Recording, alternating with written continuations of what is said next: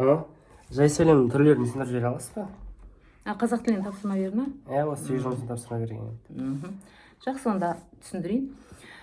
Жай сөйлем деген құрамында бастауыш, баяндауыш біреу-ақ, бірақ ойды білдіретін сөйлем. Енді құрамына қарай құрмалас сөйлем, жай сөйлем деп бөлінеді ғой. Сол жай сөйлемнің өзінің 7 түрі бар. Солай айтты ғой, иә? Жай сөйлемнің 7 түрі бар. Енді оны түсіндіру үшін мен саған сөйлем мүшелерін түсіндіруім керек. Сөйлем мүшелері жаза берейін мынаған, иә? Сөйлем мүшелері. Сөйлем мүшелері нешеу? Ұмытып қалыппыз. Сөйлем мүшелері 5-еу. Соларды енді мен біздің отбасымен түсіндірейін. Басқа оқырмандарға да түсінікті болсын, иә? Сөйлем мүшелері деген отбасы мүшелері деп қарайық. Біздің отбасында неше адам бар? 5 адам. 5 адам бар. Сөйлем мүшелері де 5-еу екен. Қызық, иә? Ең бірінші отбасында ең бірінші адам кім? Папа. Әке, иә. Екінші ана деп қояйын, жарайды. Үшінші аға деп қояйық, иә, Диасаға. Төртінші әпке, Динас. Бесінші Микос. Микос деп қояйын. Енді сөйлем мүшелері тура осындай 5-еу. Басқа отбасында нешеу болса да, енді осыған қарап түсінеді деп ойлаймын. Ең бірінші сөйлемде баяндауыш болу керек. Баяндауыш ең сөйлемнің соңында тұрады, қорытынды сөзді айтады. Ол әке бізде. Баяндауыш. Екі сызықпен сызылады деген сөз. Ол үйдің де тірлігін, сырттың да тірлігін жасайды деген түсінейік, баяндауыш екі сызықпен сызылады. Ол сөйлемнің көбінесе соңында тұрады, ойды аяқтап, тиянақтап тұрады. Баяндауыш болмаса, Микос сөйлем аяқталмайды. Түсіндің ғой, иә? Екінші, сол баяндауыш арқылы, кейде сен папа арқылы маманың қайда жүргенін тауып аласың. Иә? Баяндауыш мысалы, келдің бе? Баяндауыш, иә?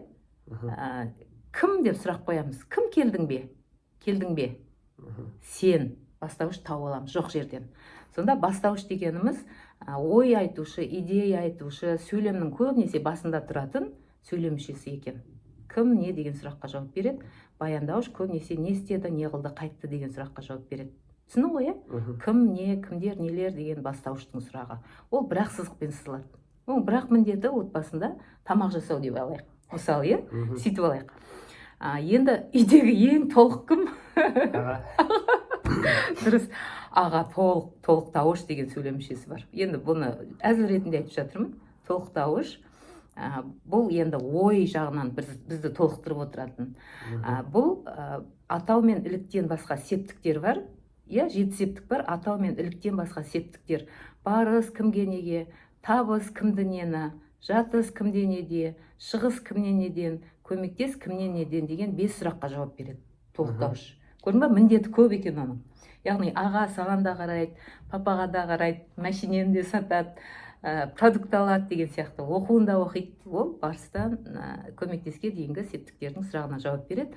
Оның сызықтары мынандай, ешқандай арасында нүктесі жоқ, арасы ашық сызық. Сосын әпке, ол үйдегі ең қандай? Әпкеге анықтама берші. Әпке қандай? Жинастырады. Қыз бала болғаннан кейін ол қандай енді? Әпкен қандай? Динас қандай? Нәзік. Міне көрдің ба? Қандай, қай деген сұраққа жауап береді. Қандай, қай? Анықтауыш. Оны мына әдемі сызық, ерек сызықпен сызамыз. Көрдің ба? Қандай, қай деген сұраққа жауап береді. Бұл анықтауыш. Мына бастауыштың көбінесе бастауыш сатесінен болса, толықтауыш сатесінен болса, солардың алдына келіп қандай екендігін білдіріп тұрады. Сосын ең үйіміздегі пысық, иә, Микос екен. Пысықтауыш деген сөйлем мүшесі. Ол мына ағаның жаңағы кейбір жасамаған жерлерін енді аға кейін отбасын құрса, Аллаға қаласа бөлек тұрады, сен үйде қаласың. Сонысымен сенде нүктелер болады мына сызықтың арасында. Осылай сызылады пысықтауыш. Қайдан, мекен, 5 түрі болады пысықтауыштың, иә? Мекен, мезгіл, мақсат, 3 м-дан басталатын. 3 м-дан басталатын түрі бар. Осы қашаннан бері деген сұрақ қоямыз. Мекен дегенге қайда деген сұрақ қоямыз. Мақсатқа қандай сұрақ қоямыз? Сен не мақсатпен оқисың, иә? Сосын 2 с-дан басталатын. Себеп салдар, неліктен және сын қимыл, қалай деген. бұл көбінесе мына күшті айттым мен, мына баяндауыш әке ғой, сол көбінесе әкенің алдында тұрып, әкенің көп жағдайда ойын пысықтап тұратын болғандықтан пысықтауыш деп аталған. Иә, түсіндің. Енді қара, енді жай сөйлемнің жаңа түрлері болады дедік қой. Мысалы, ең бірінші түрі жалаң деген түрі бар ғой. Үйде тек қана папа мен мама отырады да шай ішіп отырады. Жалаң деген. Түсіндің ба?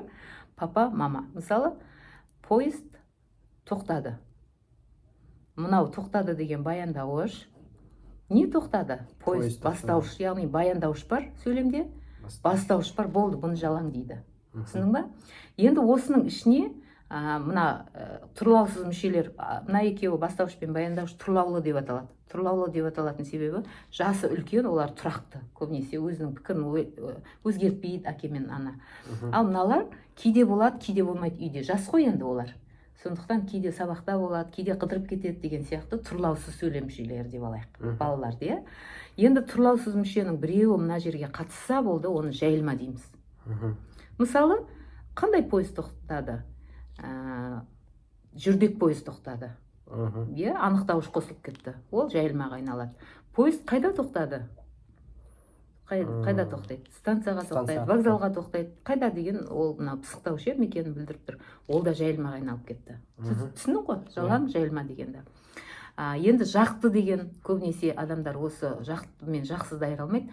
Жақ деген лицо деген адам деген сөзден шыққан ғой. Жақ, мысалы, адамның жағы. Жақ деген бұл енді бастауышқа қатысты, маған байланысты. Жақ. Үйде ана жоқ болса, ол жақсы сөйлем. Таба алмайсың оны. Жоқ, таба да алмайтын болса, жақсыз болады. Ал жасырын тұрып тауып алуға болатын болса, немесе бастауыш мынау сияқты бар болатын болса, оны жақты дейміз. Түсінің ғой? Бастауыш бар, жақты, жоқ, жақсыз. Келесі жалаң, жаңа айттым, жайылма. Толымды, толымсыз дегенді айтып кетейін. Толымды деген көбінесе біз поезд тоқтады, ойымызды айтқымыз келсе, екі сөзбен, ол толымды болады. Ал толымсыз сөйлем дегенді есіңе сақтап ал. Ол көбінесе диалогтарда Бекос, сен нешінші сыныпта оқисың десе? 8-ші. Деп жауап бере саласың. Мен 8-ші сыныпта оқимын десе, толымды болады. Ал сен 8-ші деп жауап бере салдың, ол толымсыз болады. Келесі, ең соңғы қалғаны атаулы сөйлем. Осы атаулы сөйлемді көп оқушылар шатастырады.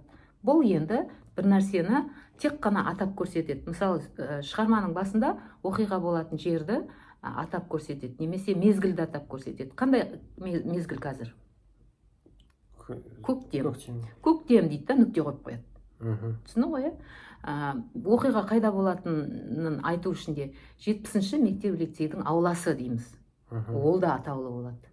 Бір сөзден тұрса да, екі сөзден тұрса да, оқиға болатын жерді, мезгілді атап қана көрсететін болса, оны атаулы дейміз. Түсіндің бе, Микос? Рахмет. Жарайсың.